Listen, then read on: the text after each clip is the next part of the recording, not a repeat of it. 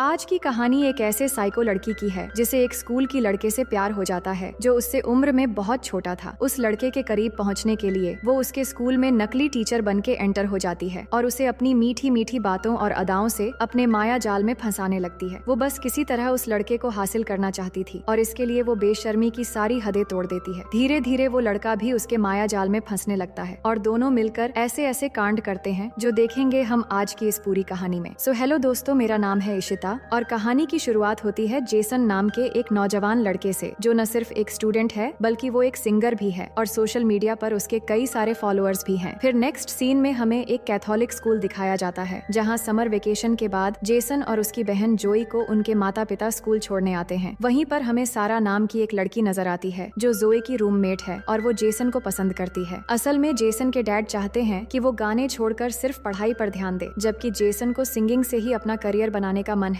यहाँ पर हम सिस्टर रेबिका को देखते हैं जो इस स्कूल की सीनियर टीचर है। वो जेसन और जोए के मोम डैड को भरोसा दिलाती है कि वो दोनों बच्चों का पूरा ध्यान रखेगी। इसके बाद वो स्कूल की नई टीचर सिस्टर सोफिया से मिलती है जिसका आज स्कूल में पहला दिन है। सिस्टर रेबिका उसे स्कूल के रूल्स समझाते हुए बताती है यहाँ टीचर्स को बिना मेकअप के रहना होता है और ये सभी टीचर्स के लिए प्रोटोकॉल है। ये सुनकर सोफिया अपनी लिपस्टिक मिटा लेती है। फिर जब सिस्टर रेबिका सोफिया को स्कूल का दौरा करवा रही होती है तो उनकी मुलाकात जेसन से होती है। रेबिका उसे सोफिया से मिलवाती है लेकिन सोफिया नोटिस करती है कि जेसन कुछ उदास दिख रहा है तो रेबिका उसे बताती है कि दरअसल नशे की हालत में जेसन ने अपने डैड की कार का एक्सीडेंट कर दिया था, जिसके बाद से उसके डैड उससे नाराज रहते हैं। लेकिन जेसन पढ़ाई में काफी होशियार स्टूडेंट है और साथ ही वो एक सिंगर भी है। फिर हम देखते हैं कि जब सोफिया अपने कमरे में जाती है तो वो अपने लैपटॉप पर जेसन की वीडियोस देखने लगती है और उसकी ओर आकर्षित होकर स्क्रीन पर ही उसे किस करती है। इस वक्त उसके मन में जेसन के लिए वो वाली ख्यालात चल रहे थे। इससे ये साफ हो जाता है कि सोफिया पहले से ही जेसन को जानती है। लेकिन सोफिया का असल मकसद क्या है और कैसे वो जेसन को जानती है, ये सब कुछ हमें बहुत जल्द पता चल जाएगी। इसके बाद अगले दिन सोफिया अपनी पहली क्लास लेने पहुंचती है और स्टूडेंट्स को अपना परिचय देती है। लेकिन जब वो देखती है कि जेसन और सारा आपस में बात कर रहे हैं तो वो सारा को थोड़ा सख्ती दिखाकर सबसे आगे बिठा देती है। इस पर सारा को गुस्सा आता है जबकि जोए को ये अजीब लगता है क्योंकि आमतौर पर कैथोलिक स्कूल में टीचर्स इस तरह का बर्ताव नहीं करते। अब जैसे ही सोफिया बुक ओपन करके क्लास शुरू करने वाली होती है तो जोए याद दिलाती है कि सबसे पहले प्रेयर करनी होती है। ये सुनकर सोफिया खुद प्रेयर करने के बजाय जोए से कहती है कि वो प्रेयर करे तो जोए प्रेयर शुरू करती है और साथ में सभी स्टूडेंट्स भी प्रेयर करने लगते हैं। पर उस दौरान जोए नोटिस करती है कि सोफिया प्रेयर नहीं कर रही। बाद में वो ये बात अपने भाई जेसन को बताती है लेकिन उस समय जेसन को सारा का मैसेज आ जाता है जिससे वो इस पर ध्यान नहीं देता। अब क्लास के बाद सोफिया जेसन से अकेले में मिलती है और पूछती है कि क्या सारा उसकी गर्लफ्रेंड है तो जेसन इनकार कर देता है कि उसकी कोई गर्लफ्रेंड नहीं है, जिससे सोफिया बहुत खुश हो जाती है। लेकिन अगले ही दिन सारा जेसन को प्रपोज कर देती है और जेसन भी तुरंत हाँ कर देता है। लेकिन जब दोनों किस कर रहे होते हैं तभी वहाँ सोफिया आ जाती है और जेसन को क्लास में भेजकर सारा को डांटने लगती है। इस पर सारा भी उससे अकड़कर बात करने लगती है क्योंकि वो एक अमीर बाप की बेटी है। लेकिन सोफिया को इस बात से कोई फर्क नहीं पड़ता कि वो किसकी बेटी है और सारा को जेसन से दूर रहने की चेतावनी देती है। फिर क्लास के बाद सोफिया जेसन को रोकती है और कहती है तुमने तो कहा था कि तुम्हारी कोई गर्लफ्रेंड नहीं है, फिर सारा के साथ वहाँ क्या कर रहे थे। जेसन घबरा जाता है और वो इस बात का कोई जवाब नहीं दे पाता। इसके बाद सोफिया कहती है तुम एक बार मेरे केबिन में आकर मिलना, कुछ जरूरी काम है। तो जेसन मान जाता है। नेक्स्ट सीन में हम देखते हैं सोफिया अपने कमरे में जाती है और फिर जानबूझकर दरवाजे को थोड़ा खोलकर अपनी बॉडी को मॉइस्चराइज करने लगती है। तभी जेसन उससे मिलने जाता है और सोफिया को इस हालत में देखकर उसे कुछ होने लगता है। सोफिया यही तो चाहती थी कि जेसन उसे इस हालत में देखकर उसकी ओर आकर्षित हो जाए, जिसमें वो कामयाब भी हो जाती है। जेसन सीधा अपने कमरे में आता है और पूरी रात वो सिर्फ सोफिया के बारे में ही सोचता है और उसे इमेजिन करके तूफान का मजा भी लेता है। अगले दिन सोफिया जेसन से पूछती है कि तुम मुझसे मिलने क्यों नहीं आए तो जेसन कहता है कि दरअसल मैं भूल गया था। अब इस तरह जेसन और जोई को स्कूल आए हुए 1 हफ्ता हो चुका है और अब वीकेंड पर उनके पेरेंट्स उन्हें घर ले जाने के लिए स्कूल आए हुए हैं। लेकिन सोफिया के लिए जेसन की गैर मौजूदगी बर्दाश्त करना मुश्किल हो रहा था। उसका मन अब स्कूल में नहीं लग रहा था, इसलिए वो सिस्टर रेबिका से अपने आंटी की तबीयत खराब होने का बहाना बनाकर छुट्टी ले लेती है। उधर जेसन घर पर अपने डैड से कहता है कि वो स्कूल से 1 साल का ब्रेक लेकर अपने सिंगिंग पर फोकस करना चाहता है, लेकिन उसके डैड इसके सख्त खिलाफ थे। वो चाहते थे कि जेसन पढ़ाई पर ध्यान दे। इस बात को लेकर दोनों के बीच बहस हो जाती है और गुस्से में जेसन घर से निकल आता है और बाहर अकेले बैठकर वो अपने दिल की भड़ास गाने के जरिए निकालने लगता है। इसी दौरान सिस्टर सोफिया अपनी कार लेकर जेसन के घर आती है और छुपकर जेसन की सिंगिंग एंजॉय करने लगती है। उसकी नजरें जेसन पर थीं और उसके दिल में अजीब सी हलचल हो रही थी। लेकिन तभी जेसन के फोन पर सारा का का कॉल आता है, जिससे सोफिया गुस्सा होने लगती है। तभी सोफिया का पैर गलती से किसी चीज से टकराकर आवाज हो जाती है। जेसन को शक हुआ तो वो उस दिशा में बढ़ने लगता है, लेकिन तभी जोए का मैसेज आता है और वो वापस घर चला जाता है। अब सोफिया किसी तरह सैरा को जेसन से दूर करना चाहती है। इसके लिए वो एक खतरनाक प्लान बनाती है। रात को वो चुपके से सैरा के कमरे में जाती है और उसकी किताब में ड्रग्स छुपा देती है, लेकिन कमरे से बाहर निकलते ही उसका सामना सिस्टर रेबिका से हो जाती है, पर बहाना बनाती है कि उसे किसी की आवाज सुनाई दी थी, इसलिए वो देखने आई थी। इसी दौरान जोए नींद से उठ जाती है, जो सारा के रूम में ही रहती थी, और दोनों की बातें सुनकर उसे सोफिया पर शक होने लगती है। फिर अगले दिन क्लास में सोफिया सभी स्टूडेंट्स को वही पेज खोलने के लिए कहती है जिसमें उसने ड्रग्स छुपाए थे। जैसे ही सारा अपनी बुक खोलती है तो सोफिया मौके पर ही उसे पकड़ लेती है और धमकी देती है कि इसके लिए तुम्हें कड़ी सजा मिलेगी। इसके बाद जल्द ही ये खबर पूरे स्कूल में फैल जाती है और सारा को स्कूल से सस्पेंड कर दिया जाता है। लेकिन सोफिया यहीं पर नहीं रुकती। वो सिस्टर रेबिका को समझाती है कि अगर स्कूल की इमेज को बचाना है तो बॉयज हॉस्टल की भी तलाशी ली जानी चाहिए। सिस्टर रेबिका को बात सही लगती है और वो जेसन और उसके दोस्तों के कमरे की तलाशी करवाती है। तभी जेसन के बेड के नीचे से शराब की बोतल निकलती है और ये भी सोफिया की एक और चाल थी। लेकिन जेसन टीचर से कहता है, मुझे नहीं पता कि ये बोतल यहाँ कैसे आई, शायद किसी ने शरारत की होगी। आप मेरा यकीन कीजिए, मैं ऐसा करने का सोच भी नहीं सकता। अगर मुझे सस्पेंड कर दिया गया तो मेरी जिंदगी बर्बाद हो जाएगी। और यही वो मौका था जिसका सोफिया इंतजार कर रही थी। वो एक सुझाव देती है कि अगर तुम सस्पेंशन से बचना चाहते हो तो तुम्हें एक हफ्ते तक स्कूल में सिस्टर्स की तरह काम करना होगा। जेसन के पास कोई और रास्ता नहीं होता तो वो शर्त मान लेता है, लेकिन सोफिया ये सब क्यों कर रही है और उसका मकसद क्या है, ये समझाने के लिए कहानी हमें सोफिया के पास्ट में ले जाती है। हमें दिखाया जाता है कि कैसे उसने पहली बार सोशल मीडिया पर जेसन को देखा था।